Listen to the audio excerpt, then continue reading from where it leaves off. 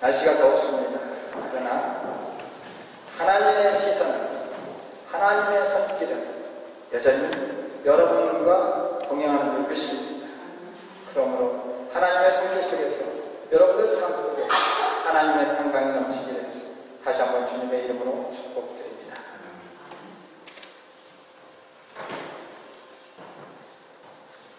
여러 가지 논란 속에서 이런 말들이 있죠. 과정이 중요하냐, 결과가 중요하냐. 많은 논란거리예요. 어떤 분은 과정이 중요하고 결과였어도 과정이 중요해요. 어떤 분은 과정이 나쁘더라도 결과가 좋으면 돼요. 그런 분도 있어요. 여러분은 어떻게 생각하십니까? 또 하나님은 우리 사람의 대해서, 사람의 행함에 대해서 어떻게 생각하실까요? 결과를 중시할까요? 아니면 과정을 중시할까요? 물음표입니다. 오늘 본문 4장 에덴 동산에서 불순종으로 쫓겨난 아담과 하와가 자녀를 낳았다고 기록되어 있어요. 또 그 자녀들이 하나님께 예배하는 모습이 기록되어 있고, 또 불만으로 넘친 가인의 살인 장면이 나오는 것이 창세기 4장입니다. 출발은 좋았어요. 가인을 낳았을 때 하와가 고백한 것이 무엇입니까? 하와가 고백했을 때 본문이 읽지 않았습니까? 하나님의 도우심으로 아이를 낳았다. 이 고백은 엄청난 고백입니다. 하나님의 도우심으로 에덴 동산에 쫓겨와서 힘들게 살고 있는 가운데 자식을 얻었는데 그 고백이 뭐예요? 하나님의 도우심이었다는 거예요. 다시 말하면 아담과 하와가 한순간 불순종으로 세상으로 쫓겨왔지만, 그러나 그들의 삶은 하나님을 늘 생각하고 하나님의 은혜에 감사하는 생활을 했다는 것을 짐작할 수 있는 거예요. 가인에 이어 둘째 아벨을 낳았습니다. 아담과 하와는 이 두 아들을 잘 양육했고 스스로 살아갈 때, 또 독립하여 각자 원하는 직업을 갖게 되었을 때까지 잘 돌봤어요. 그래서 오늘 본문에 보면 가인은 농부로서, 아벨은 목축업으로서 살아간다고 말하고 있습니다. 또한 본문에 기록되기를 서로 정한 시기에 얻은 자신의 소득물로 아담과 하와, 자신의 부모가 하나님께 감사하며 은혜라고 고백한 것처럼 하나님께 감사 예배를 가운데 예배를 드리는 장면도 나옵니다. 그러나 하나님이 받으신 예배는 아벨이 예배였습니다. 그 결과 화가 잔뜩 난 이 가인, 아벨을 나오라고 해서 쳐 죽였어요. 아담과 하와의 가정, 이렇게 해서 해피엔딩으로 끝나지 않았어요. 끝나지 않았다는 것을 생각할 수 있습니다. 왜 불행했을까? 왜 이런 일이 아담과 하와의 가정에서 일어났을까? 라는 질문을부터 오늘 말씀을 생각합니다. 결과가 달랐다는 것은 분명한 이유가 있습니다. 우리 사람은 배우는 존재입니다. 이 배움은 어렸을 때부터 또 자라서 죽을 때까지 배우는 것입니다. 그래서 평생 교육이라는 말이 있고, 또 무슨 대학? 평생대학 있잖아요. 평생대학. 중요한 것은 시간이 아닌 얼마나 이 배움의 시간 속에서 집중하느냐가 그 결과를 좌우한다고 볼 수 있어요. 같이 배웠는데 각자 풀어가는 방법은 다를 수 있습니다. 하지만 겉모양만 흉내내는 경우와 왜 이렇게 해야지 하면서 그 근본적인 것을 깨달으면서 배우는 것은 차이가 있는 거예요. 바로 우리 신앙은 그런 거예요. 그냥 예배 드려야 되니까 예배 드려야 되는가 보다, 그래서는 안 된다는 거예요. 특히 자녀들을 향해서는 어렸을 때는 등을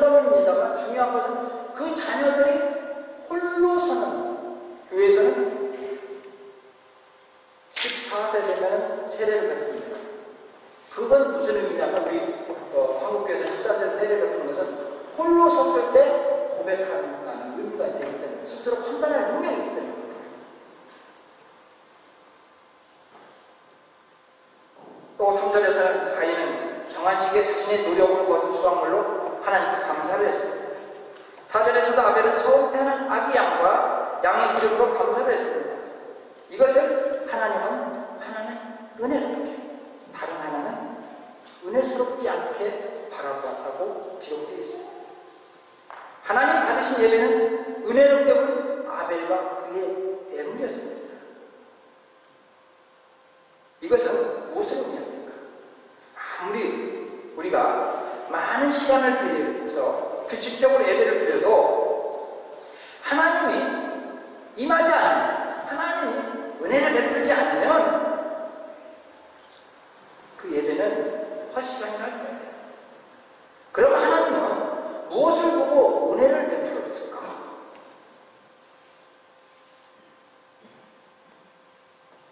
오늘 말씀을 보면요, 하나님 보신 것은 그 예물을 중심으로 본 게 아니라 예물과 함께 하나님 앞으로 나온 사람의 중심을 보고 있는 걸 알 수 있습니다.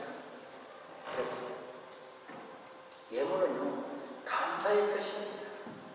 예물은요, 하나님께 나올 때 당연히 가져와야 되는 거죠. 더 중요한 것은 예물 드리는 사람의 자세인 거예요. 그냥 던지듯이, 그냥 적선하듯이 하는 그런 예물은 하나님이 원치 않는다는 거예요. 다시 말하면 하나님의 향한 마음이 그냥 형식적이냐, 아니면 진심을 모아서 나오느냐의 차이인 거죠. 여기서 생각할 수 있는 것은 가인과 아벨이 아담과 하와로부터 하나님께 예배드리는 모습을 배웠어요. 은혜가 임한 예배와 그렇지 않은 예배가 있다는 것은 자녀를 키우는 우리들이고 앞으로 키워야 할 모두에게 시사하는 바가 아주 큰 거예요. 이를 위해 내가 먼저 하나님 앞에 올바로 서는 사람이 되어야 돼요. 나는 그냥 형식적으로 예배하면서 자녀들에게 이렇게 예배드리는 거야, 윽박지어서는 결코 통하지 않는다는 거예요. 하나님께 예배하는 사람은요, 세상 속에서, 일터에서, 가정에서 예배자로서 본이 되는 삶이 되어야 되는 거죠. 그래서 은혜의 출발은 예배 드리는 순간만이 아니라 생활 속에서부터 시작되는 거예요. 아벨의 예배를 받았다는 것은 그가 평소에도 하나님께 감사의 고백을 구절구절 했다는 거예요. 아벨이 하나님께 나올 때 가장 순수하고 먼저 되는 것을 가지고 나오는 모습이 하나님 앞에 눈에 보이는 것이 그 증거입니다. 하지만 가인은 준비된 것이 아니라 그냥 때가 되니까, 부모가 이때쯤 되면 이렇게 하더라 하면서 그것을 생각해서 그냥 하나님께 예물과 함께 나왔다는 것이 아벨의 예배와 가인의 예배의 차이가 생길 수밖에 없는 거죠. 그러므로 우리는 하나님 앞에 나오는 것은 온 마음 다해 나오는 습관이 필요하고, 또 그 습관과 함께 정성을 가지고 나와야 되는 거죠. 또한 그런 모습이 여러분의 자녀들에게, 또 여러분 주변 사람들에게 보여지어야 되는 것입니다. 이것이 자연스럽게 나타나는 뭐냐, 바로 내가 믿는 하나님에 대한 믿음에 대한 신앙에 대한 자신감이 펼쳐되는 거고, 하나님의 은혜를 자연스럽게 고백하는 모습이 되는 것입니다. 정성이 없는 형식적 예물을 드린 가인의 중심에 자리 잡고 있는 것이 있는데, 그것은 바로 죄입니다. 7절에서 내가 선을 행하면 어찌 낯을 들지 못하겠느냐, 선을 행하지 아니하면 죄가 문에 엎드려 있느냐, 죄가 너를 원하나 너는 죄를 다스릴지니라. 이 내용을 통해서 가인은 이중생활을 하고 있다는 것을 보여주고 있는 것입니다. 그래서 그는 항상 죄의 유혹과 제약된 모습과 함께 살고 있었다는 것을 추측할 수 있습니다. 죄는 우리 주변에 항상 있습니다. 우리를 항상 노려보고 있고 우리를 유혹하려고 하는 게 죄입니다. 우리가 눈빛만 줘도 죄는 우리를 부어버립니다. 그리고 나쁜 바이러스를 우리 안에, 우리 주변으로 확 퍼지게 만드는 것이 죄의 속성입니다. 가인은 죄를 다스리지 못했기에 그 모습이 거룩한 하나님 보시기에 선하게 보이지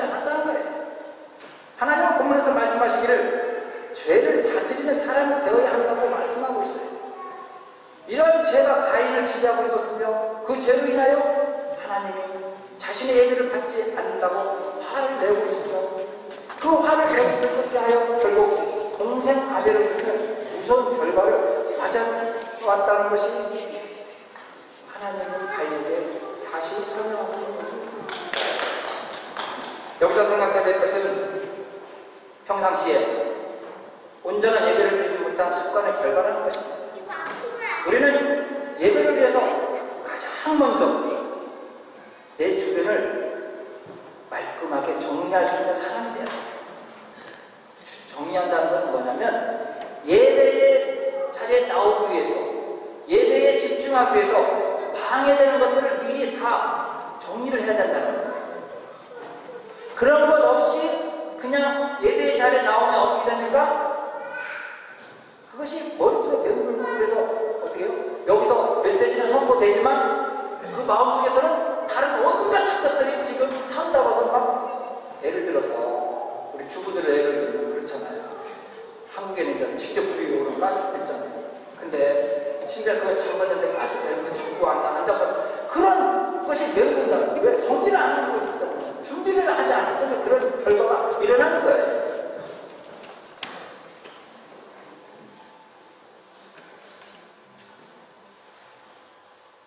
레위기 19장 1절 5절 말씀이 이렇게 나와요.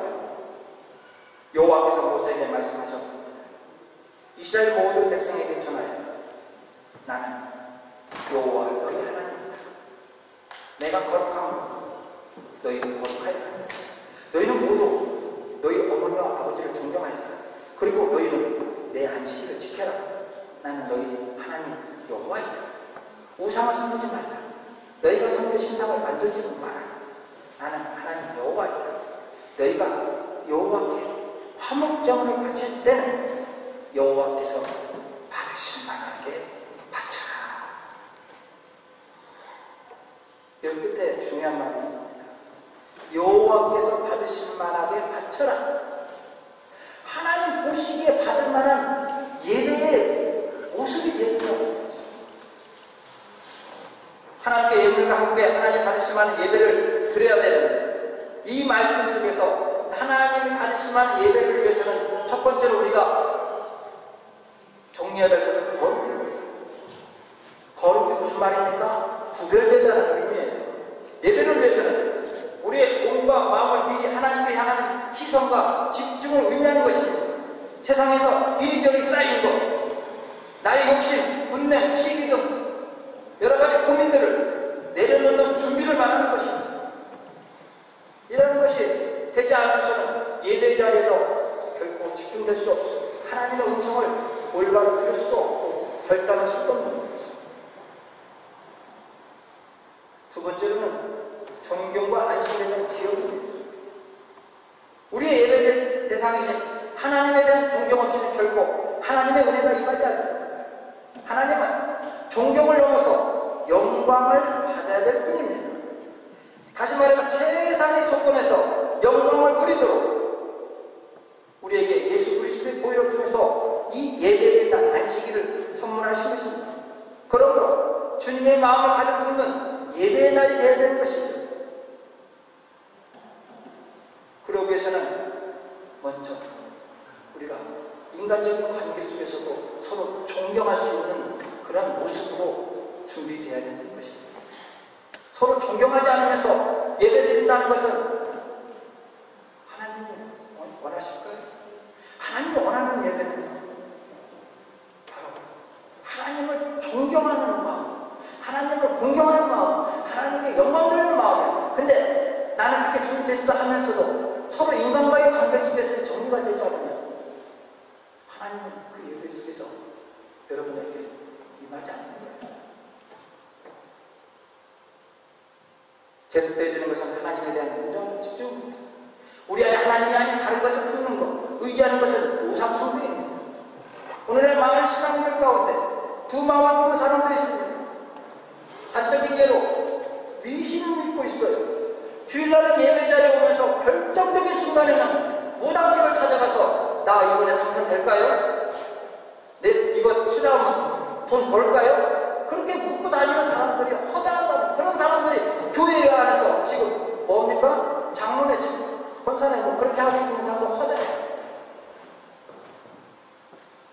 하지만 두 마음을 품어서는 안 돼요. 하나님보다 언제나 집중해요. 내 안에 있는 우상적인 것들 다 버려버려야 돼요.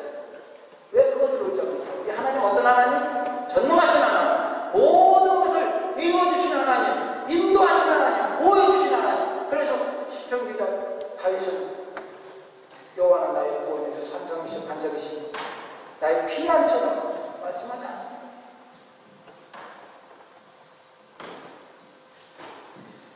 이러한 두 마음을 품은 사람들로 인해서 교회 안에서 말씀의 것이 본질이니 비본질이 하면서 다툼과 논쟁과 심지어는 세상 걱정까지 하는 일들까지 벌어지고 있는 게 오늘의 현실입니다. 과연 하나님이 이러한 모습을 볼 때 그 사람이 예배 자리에 있다고 해도 은혜를 베푸실까요? 은혜가 아닌 사탄이 그를 움직이도록 방치해버립니다. 그러므로 사탄의 마음으로 깨닫지 못하는 그런 마음 상태로 방치하면서 결국은 깨닫는 시간까지 기다리시는 또 하나님이십니다. 이러한 모습이 이스라엘의 모습이고 오늘날 우리들의 모습인 것입니다. 하나님은 지금 이 시간 받을 만한 예배의 모습으로 나오는 사람을 찾고 있습니다. 가인, 아벨은 바로 하나님을 받으실 만한 그러한 마음과 정성을 가지고 나왔어요. 그러나 가인은 하나님 보시기에 받으실 만한 것이 못됐어요. 왜? 형식적이었기 때문에, 인간적이기 때문에 이 정도면 되겠지 하는 적당한 심리로 가지고 나왔다는 거예요. 올바른 예배자라는 것은 두 마음과 우상을 품는 사람이 아니에요.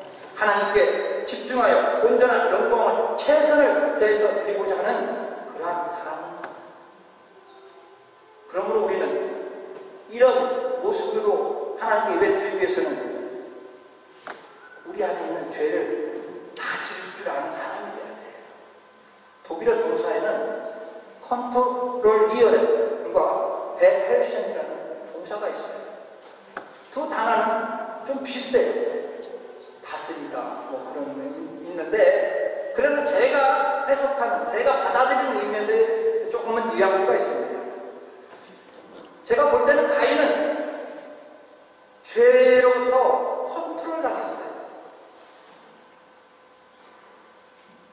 그러나 하나님 우리에게 뭐라고 말씀합니까? 컨트롤 당하지 말고 그 죄를 아예 깡그리 박살낼 수 있는 지배할 수 있는 능력 헤리슨 상태를 원하고 계시는 거예요. 바로 우리가 하나님께 올바른 예배를 드릴 수 있는 상황은 이러한 죄를 깡그리 눌러버렸을 때 가능한 거예요. 그때 성부, 성자, 성령님이 여러분 안에 우리 안에 모두에게 임하는 놀라운 역사가 있는 거예요.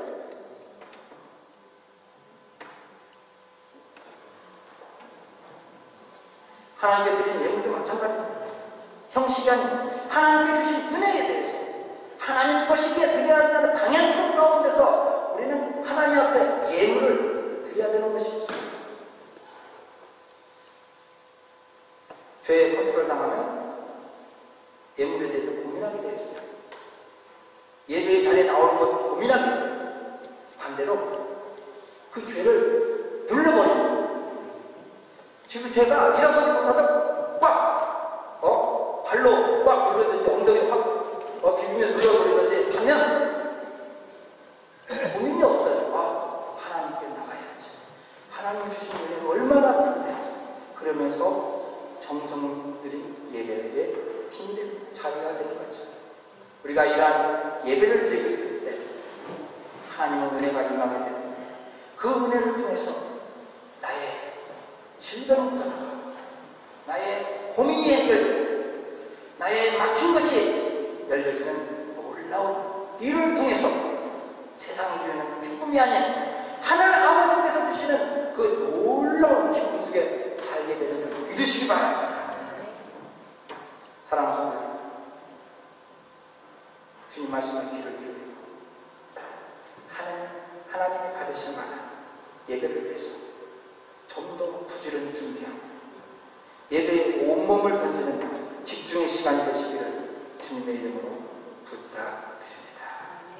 기도하겠습니다. 은혜를